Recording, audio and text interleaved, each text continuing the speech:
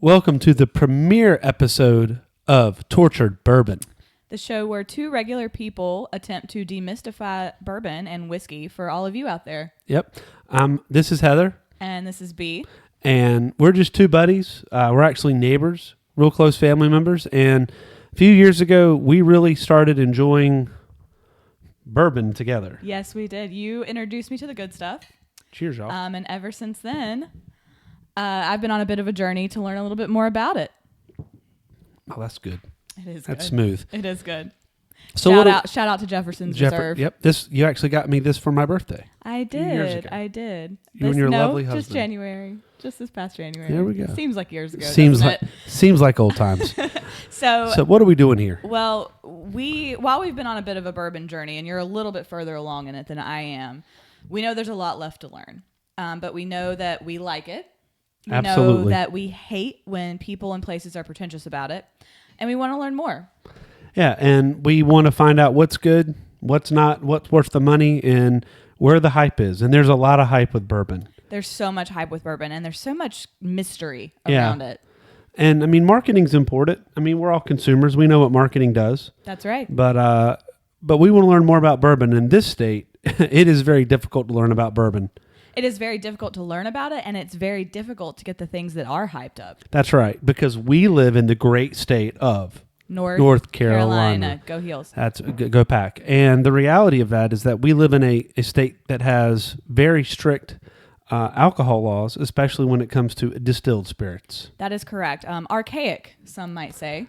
For those of you who... The Bible Belt is strong here, folks. For those of you, for our one or two viewers that might live outside of the Wake County zip code, North Carolina is a state, just to give a little background, where we have our own special store, the ABC store. And we know other states do as well. Alcoholic beverage control. Yeah, but we read these amazing stories of going to Costco and buying bourbon, and I just don't know what that looks like. What do you think that would be like? That would be, you could go and just buy a bottle of bourbon. I think the angels from heaven would sing. It's different. So that actually, what B is talking about, led to the name of our show here. Yes, we have very first world problems here. We do. And how dare us not express our first world problems without talking about it as a torture to go out and try to find this bourbon. And obviously we're not talking about the torture of going out and finding, your regular shelf stuff. But anything you see online, anything you hear about, anything that becomes popular, it's daggone near impossible. It's true. And when you do find it, you have about, 20 to 30 minutes to get to wherever it is, if you even can. I mean, I get the laws that control the Claritin D because, I've seen the TV shows. Getting carded for the cough medicine. That's here. right. I get carded for the cough medicine because we've all seen Breaking Bad. We have. Apparently, it's quite easy to make meth. Yeah, we're one step away. I think, as you said before, it's easier to make meth here in North Carolina than it is to get a bottle of rare Blanton's around here. Not that I ever have. Theoretically. Being I do live in North Carolina, I'm on Claritin D 24/7, 365.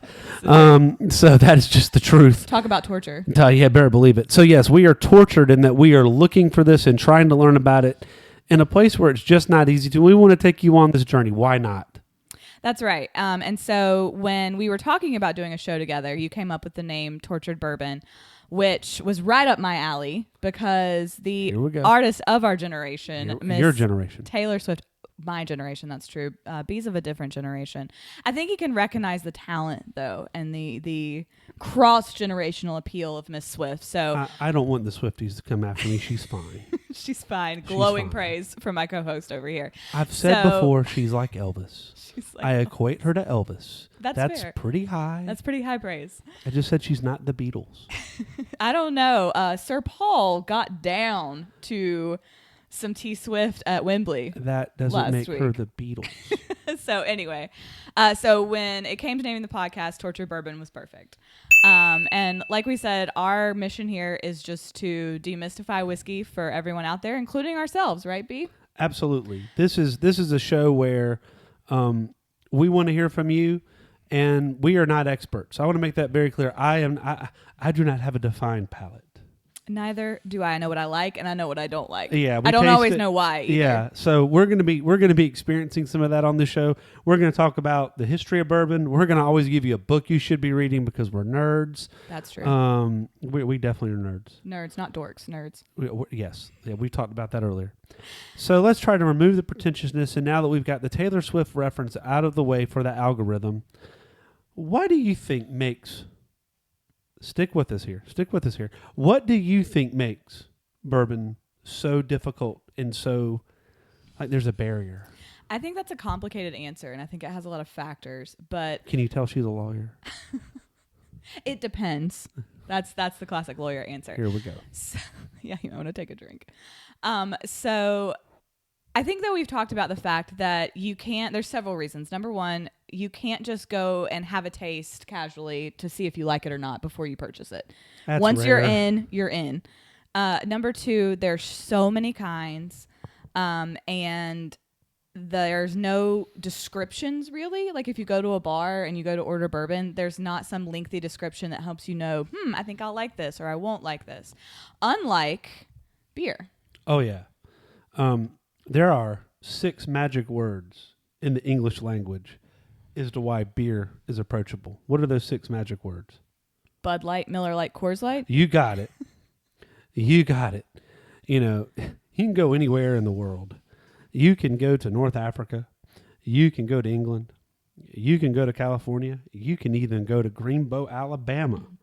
And you know what a Miller Lite's going to taste like? It's going to taste like a Miller It's Lite. going to taste like a Miller Lite. And it's going to cost about the same too. That's right. And you know what? If you don't like it, it's about $5 you wasted. If you spent $5 on a Miller Lite, you must be at a concert. I was in Chapel Hill. Don't forget that.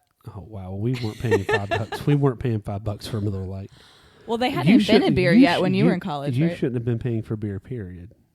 That's true. Talk to my husband over there. There you go. So beer we find is that it's not as pretentious, and now we do live in a state. Just to be very honest and clear, and we like beer. We're not anti-beer. Beer in North Carolina has become a market industry. I mean, we are known for our microbreweries, and we know that that's true in a lot of states. But Asheville, to our west, it's considered one of the hot spots. That's right. You have breweries opening there, and look, we live in a little community here in Raleigh. We live in a subdivision. If we swing a dead cat, we'll hit 4 breweries. That's right. Yeah, we can be to 4 or 5 in 10 minutes or less. And they're all good. They're all delicious. They're all, yeah. And they're all we'd love to delicious. shout them out one day. Yeah. But yeah, that's kind of what we've talked about is that you can walk in anywhere and, you can order, basically an ale or a lager and pretty much what it's going to taste like. There's descriptions there for you to help you make sure that it's something you like. Yep. And everyone around here, you can taste it first before you invest in it. Yeah. I mean, as much as you want. Exactly. As many as you want. Yeah. A few moments later. And we are doing this with a stellar crew. They have as much experience at doing this as we do, and they're doing a great job. We have the Zodiac Killer over there, and then we have our Aussie transplant the thunder over from there. down under, right over there. So, but to summarize, we're going to take you on this journey. Every week, you can expect us to see what we've brought to you, what the local ABC store where we've been able to fight off the others to get, what we think of it. We're going to mix some cocktails for you. We're going to do some summer drinks. Yes. We might even go to a few events. We might be live, people. We might be live. So, we need my son. Don't forget to hit like and subscribe. And come back and see us sometime. Come to Tortured Bourbon. Our next episode will introduce us to a little bit of Tennessee whiskey. That's right. For those of you who grew up in the 90s, it was all a little strange dream about Tennessee. Or for those of us in present day, smooth as Tennessee whiskey. Smooth as Tennessee whiskey. With that, we'll see y'all soon. our sign off officially is Cheers, y'all.